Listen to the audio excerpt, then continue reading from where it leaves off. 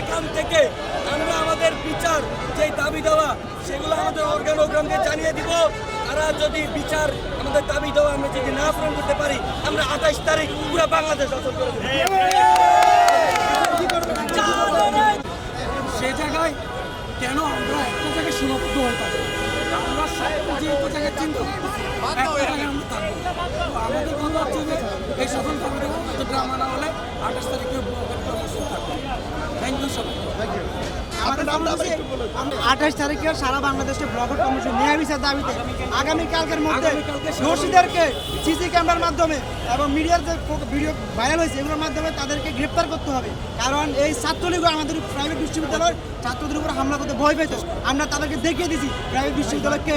তারা যদি ভুল করে প্রাইভেট বিশ্ববিদ্যালয়কে দেখতে হবে, বুঝতে হবে মাইন্ডসেট কি। আমি চাই যে দোষীদেরকে সিসি ক্যামেরা ফুটেজ দেখে আইনের আওতায় আনতে হবে 24 ঘন্টার মধ্যে, এবং নয়তো আমরা আরো কঠোর কর্মসূচি দেব।